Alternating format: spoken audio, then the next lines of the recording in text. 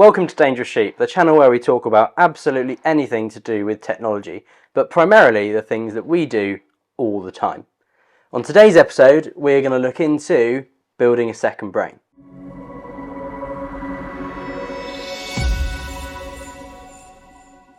Now, this book has been written by Tiago Forte, and he has coined the second brain framework, the idea of having a complete digital structure to your life to be able to save all the information you use and be able to access it nice and easily.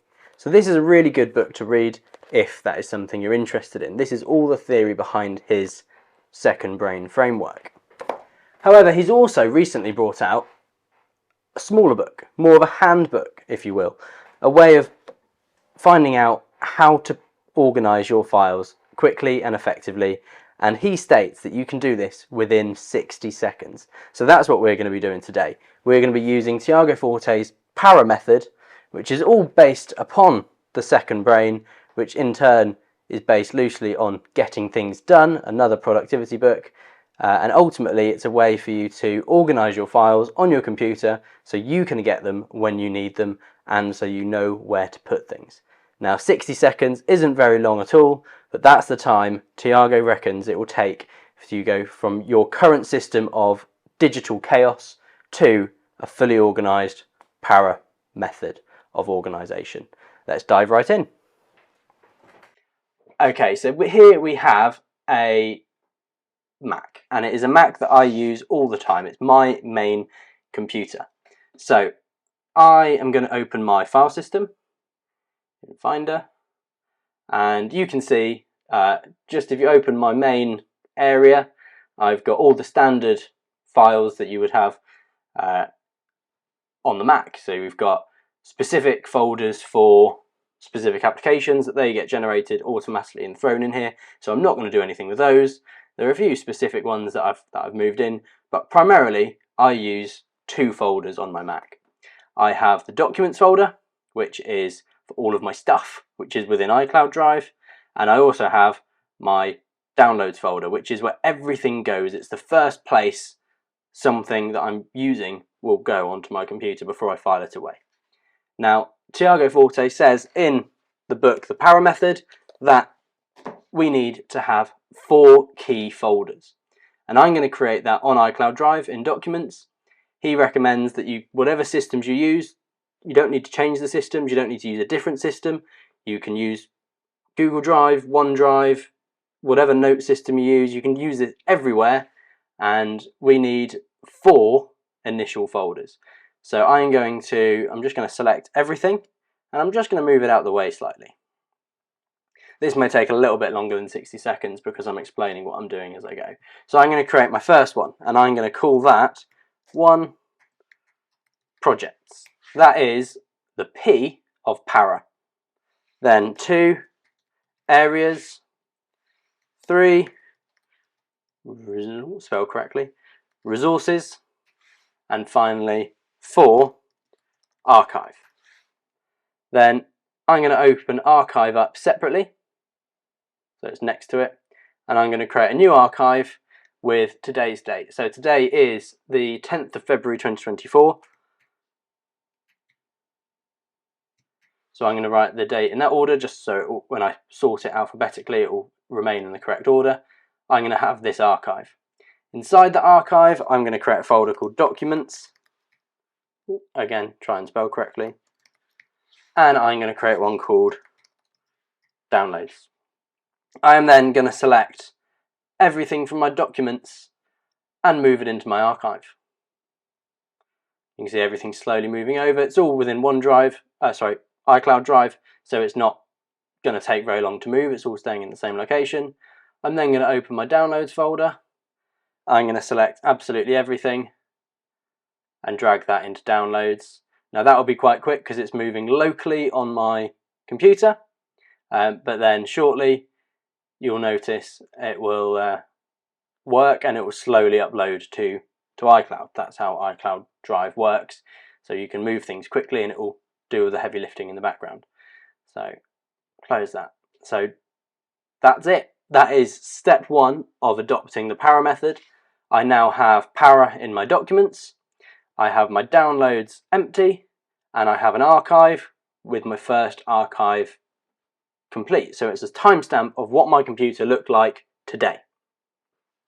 Now, Tiago says this is the first step because so much of what you have on your computer we don't use on a regular basis. So we can make do by having it all dumped in an archive. Now, one thing that the Para Method book talks about greatly is that you don't, or you shouldn't potentially, create blank folders. In fact, he recommends strongly that you don't create blank folders. Don't create a folder for something you think you're going to do. Create a folder when you have something to put in it. So, other than the project area, resources and archive folders, I'm not going to create any other folders until I need something.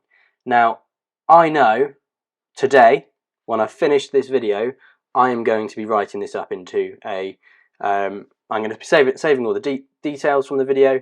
I'm going to be getting all the sources together, and it's going to be turned and edited into the final video, which you'll be watching now. That is a project. So this video will be a project.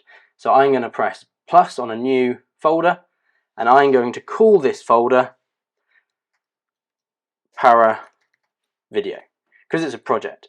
I'm then going to put ds underscore in front of it, so I know that that folder relates to a Dangerous Sheep project. I can now use my archive, so if there is an important file that I need from my archive, I know where I would have found it. So I'm going to go back, I'm going to find that file, and now I can move it across. So from my documents, I know that one of my areas of responsibility is my business.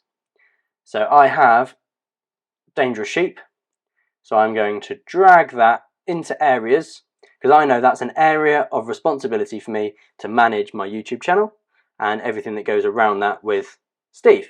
So that, as you can see, it's already shared with Steve. That is going to be in areas because that is an area of responsibility for me. That's something that I'm continuously working on. There's no fixed end date.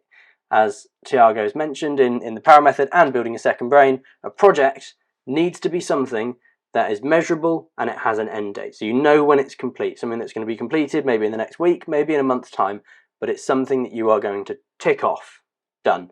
So it shouldn't be things like my YouTube channel, because I hope that that will not have a permanent end date. I'm not going to say, oh yes, I've done my 10 videos, that's it, close down the channel.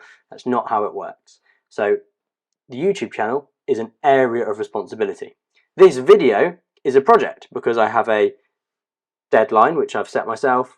That will then be uploaded to YouTube, and once it's uploaded, it can then be, this video can be archived, and then I can note in my area of responsibility that I've got that video. And as I get statistics from that, I can talk about and record information from those statistics in the area of responsibility that is Dangerous Sheep. I also have my company, so I'm going to do the same for that one. That is an area of responsibility. I have to do my tax returns on a regular basis or annual basis, and I have to keep up to date with logging my account. So I have to do that regularly. So that is an area of responsibility. It's never going to be done. It's not a project.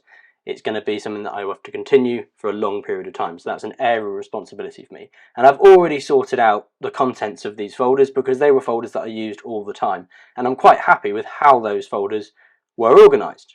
I used them all the time. It's something that I did frequently, so I made sure they were in a sensible format inside. So I'm quite happy just to move those across from the archive into areas. Other things that I have in here aren't necessarily things that I use all the time, so I'm going to leave them in archive. When it comes to the fact that I'm going to do some 3D printing in the future, I'll then go, well, where are my 3D printing files? Maybe I want to 3D print something that I've already done before, and that's meant I might drag 3D printing into resources. So it's not a project, it's not something I'm actively doing that's productive for work or for hobbies, anything like that. It's not an area of responsibility for me. I don't have to do 3D printing, but it is something I'm interested in. So in resources, that is where I would be able to put maybe some files which I found have worked, some things I might be interested in printing in the future. So it's just a place for me to reference. So I could drag that across now, but as I'm not, my 3D printer is not set up at the moment, I haven't been doing it recently, it's not currently something that I need in resources. So I'm going to leave it in the archive until it's something that I want to action. Which comes on to why these are numbered 1, 2, 3 and 4. ultimately it is when you need to action something, how important it is that it needs to be actionable now. So one, they're projects with a deadline. You need to action them first. They're the most actionable tasks that we have, should be in projects. Then you have areas. So that's areas of responsibility like monitoring your personal finances, your health, lots of other sort of smaller areas of life, small areas of life, major areas of life that we need to constantly maintain a standard. So that might be a health plan, going to the gym. You might want to go weekly. It's not a project. You don't have a deadline. You're not going to say, right, I'm going to get fit for this time and then I'm just going to let it all go. It's a standard you want to maintain, a standard of exercising and a standard of dieting, whatever it's going to be. That's a standard you want to maintain for a long time, which comes into areas of responsibility, just like personal finance or business finance, any reporting you've got to do on a regular basis. General recruiting may come under there, but if you're doing a recruitment boost in work and you know you're going to have to recruit 3 new people, that's a project because you want to recruit 3 new people. Once they're recruited, project ticked. What we want to try and do is have as many things in projects that we can tick off in a relatively short period of time. Resources, again, they're a step back from areas. They're not things we have to do. They're not things that are vitally important, but things that might be of interest to us. So as I've mentioned, 3D printing, that's something that I'm interested in. I might want to save some files. It's not an area of responsibility, so I might put it in resources. And there'll be other things that you might be interested in. You might be interested in crocheting, in which case you might save crochet patterns into resources, or any other number of things. You might be going through YouTube and find something interesting you want to take a few notes on, but it's nothing to do with an area of responsibility or a current project. Resources would be a good place for that to stay. Now, a really key thing is that we have loads of storage space available on modern computers, and most of us don't use it, especially for small files. So lots of files like notes don't take up hardly any space. So there is no point in deleting notes which used to be useful. You might find that they're going to be useful again in the future. So that's where archive comes in. Once I've finished this video, I've made this, it's gone up onto YouTube, it's live, I am going to keep my output, the outputted video, I'm going to keep that somewhere, probably in areas of responsibility under the YouTube channel, so it's easy to find as a video that was released at a specific time. But then all of the files which built this video, all of the files that for the editing, all of the assets that I've dragged in, they're all going to be in a project file from projects during the creation of the video. Now that project is completed once it's uploaded to YouTube. So that project file, folder, can be moved into archive with today's date, or you can have whatever filing system you want within archive. You can do it in a date form, or I could put it under Dangerous Sheep videos and just throw each project in there. That means if I want to in the future, if I wanted to release this video at a higher quality, I could go back into that project file, I could re-render it at a higher quality or with different software at a later date, and I've still got all the information that I have today. I'm not getting rid of anything, but I'm making sure that my projects folder only has the projects that I'm currently working on, things I'm doing now, which means that your project folder almost becomes a to-do list. And ultimately, to remain motivated, it's much easier if you're constantly ticking things off and moving on, and you've got a flowing project list. If you've just got the same things that are on your project list today as you will do in 10 weeks' time, it's going to be a bit demotivating to actually get work done because things aren't moving forwards as you would like them to be. So if we can be constantly moving our projects forward, then that's going to help to motivate us in that sense. Now I've got lots of things in my documents and my downloads that I will be finding useful in the near future, but for now I'm going to leave it just like that, and as I use my computer in day-to-day life over the next few weeks, things that I find that I need and that I miss, I'm going to move into the appropriate place within Para. Now there is one final folder which is useful, which doesn't come under the acronym of Para, but it is vitally useful. You could use your downloads folder for this if you wanted to just by default use your downloads folder. I'm going to keep them a little bit separate, so I'm going to create an inbox. Now it's up to you what you call it. I'm going to actually call mine Capture. Tiago recommends the term inbox, but as he said throughout his book, it's completely up to you. Everything in the book is optional. It's how you want to work. I don't find inbox works for me. It doesn't resonate with me in that way. So I'm going to say capture. So whenever I want to capture information, regardless of what it is, whether it's downloading a tax return from my company's portal, or whether it's from a note I want to take online, or downloading an asset, whatever it's going to be, I'm capturing some information. And the whole reason I'm doing that is because I want it. I want it to go somewhere. I might not have the time in that moment to process that. I might go, oh, that's useful, download, while I'm doing something else. I'm just saving it for later. So that will go straight into the capture folder, and then when I have a spare few minutes, I can then, at any point within the week, I can then sit down at the capture folder and sort out where things go. That means that I actually have the time to process what I've put in the capture folder. Some of it I may have thought was going to be useful, and it turns out it won't be, so I can get rid of it completely. Other things, I may actually want to put them in a different place. I may have something that I originally planned to put in resources, but now I've actually thought about it, and it could be relevant to a new project. So I might create a new project file for that, and you have the time to think about that and process it when you have the appropriate time to dedicate, not when you first see it. Because we don't want to just download things because it seems interesting if it's not actionable. So having a capture folder means you can download anything you like, anything that you think's interesting, save any notes you want to do, anything you want to do, and then later you can think about how actionable is this going to be. Is it a project? Is it relevant to an area of responsibility? Is it something I just want to, a bit mildly interested in that I might want to reference later from resources, or do I not need it at all? Shall I delete it? And that, by having the capture folder, that's the first place you can throw everything, still keeping your documents neat. You've just got these 5 folders. I've prefixed them all with a number from 0 to 4, just so they're always in the same order because they're not in alphabetical order. And that means regardless of which system you're using, I'm using iCloud Drive right now. I will be doing the same thing on Apple Notes, and potentially I might use Obsidian to try and link notes with a file structure. But it doesn't matter what you use.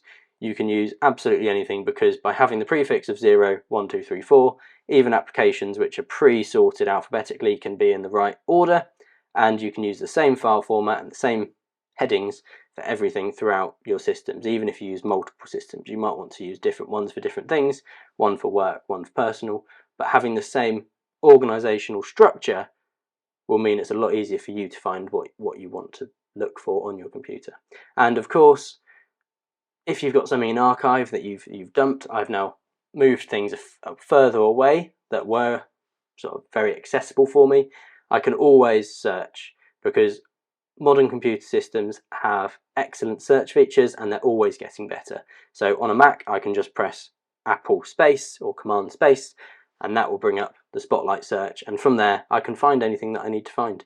Or I can just search within archive like so, and that will allow me to get any information that I want from the archive if I know it's in the archive but don't want to spend the time searching for it. If I haven't filed it away yet, you're not losing any information. It's just as easy to find it as it was in the old system. Okay, so that was quite a quick one. It didn't take much more than 60 seconds. I will look through the video later and find out exactly how long it took me to do the first step. But that just shows how easy it is to get started with the Power method. I would strongly recommend this book. It's available on Amazon. I'm not sponsored in any way by Tiago Forte or Forte Labs or any. I've never met him. I've never spoken to him. I'm in no way affiliated, but I have picked up this book and read it. I've read most of Building a Second Brain. I've listened to the audiobook and read most of the book.